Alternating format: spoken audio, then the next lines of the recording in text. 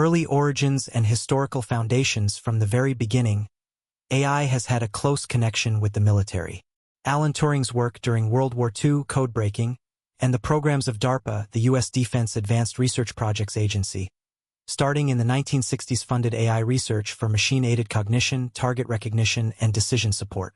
Semi-autonomous systems appeared even earlier, missiles with automatic terminal guidance from the 1960s, and air defense systems with autonomous modes from the 1980s. By the 1990s, 2000s, armed drones, such as the Predator, began changing the way war was conducted from a distance.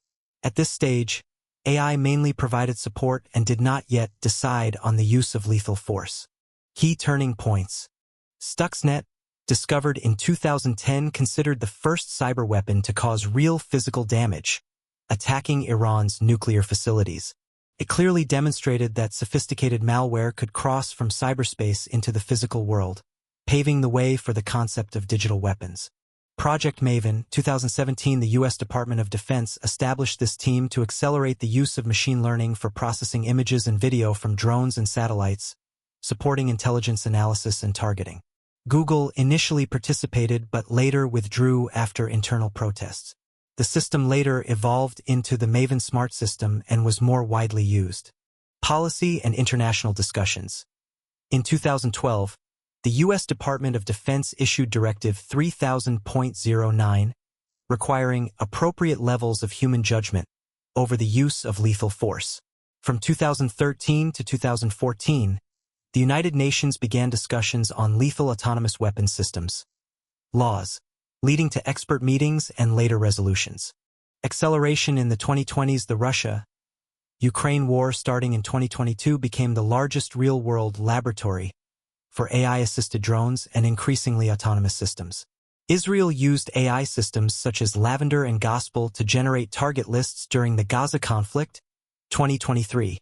By 2026, reports indicated that the United States had used the Maven Smart System on a large scale in military operations, supporting targeting at much higher speed and volume than before. Some sources describe this as a clear advance in AI's deeper involvement in the kill chain, while still maintaining a human element in the decision loop according to official policy. At the same time, concerns about fully autonomous weapons, those that do not require human intervention at the final lethal decision, have grown. There were early reports of incidents such as the Cargo 2 drone in Libya, 2020, allegedly operating autonomously. Many countries and organizations have called for bans or legally binding regulations, but progress has been slow compared to the speed of technological deployment.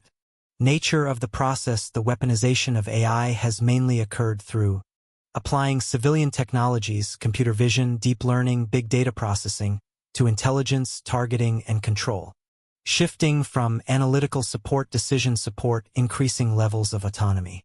Strategic competition between major powers, especially the US and China, driving rapid investment and deployment. Proliferation risks. The technology has become more accessible, including to non-state actors to a certain degree.